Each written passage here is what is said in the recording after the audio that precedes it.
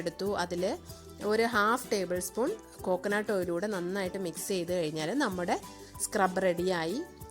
ഒട്ടും കെമിക്കൽസ് ഒന്നും ഇല്ലാതെ നമുക്ക് വളരെ ഈസി ആയിട്ട് ചെയ്യാൻ പറ്റുന്ന ഒരു സ്ക്രബാണ്.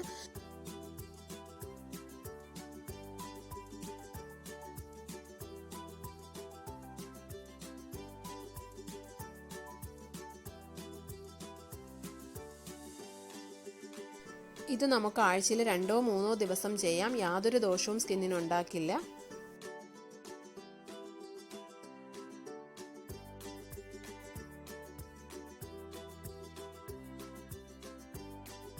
അടുത്തതായി ഇതിനേക്കാളൊക്കെ ഈസി ആയിട്ട് വൈറ്റമിൻ സി ഉണ്ടാക്കാൻ പറ്റുന്ന സിറം ഉണ്ടാക്കാൻ പറ്റുന്ന വേറൊരു മെത്തേഡാണ്. ഇതിനായിട്ട് ഓറഞ്ചിൻ്റെ തോലെടുത്ത് നന്നായിട്ട് തിളപ്പിച്ച് തണുപ്പിച്ച വെള്ളത്തിൽ ഒരു മിനിമം 6 മണിക്കൂറെങ്കിലും ഡിപ്പ് ചെയ്ത് വെക്കണം. ഞാൻ സിറം റെഡിയാക്കാൻ വേണ്ടി രാവിലെ തന്നെ ഓറഞ്ചിൻ്റെ തോല് വെള്ളത്തിലിട്ട് വെച്ചിട്ടുണ്ടായിരുന്നു. അപ്പോൾ അതിപ്പോൾ നല്ല ജ്യൂസ്, നല്ല മണമുള്ള ഒരു ഓറഞ്ച് ജ്യൂസ് പോലെ കിട്ടിയിട്ടുണ്ട്. അത് 2 ടേബിൾ സ്പൂൺ എടുത്തിട്ടുണ്ട്. അതിലേക്ക് 1 tablespoon rose water, 1 tablespoon aloe vera gel, 1/4 tablespoon ഗ്ലിസറിനും 1 വൈറ്റമിൻ ഇ ക്യാപ്സ്യൂളും കൂടി ചേർത്തിട്ടുണ്ട്.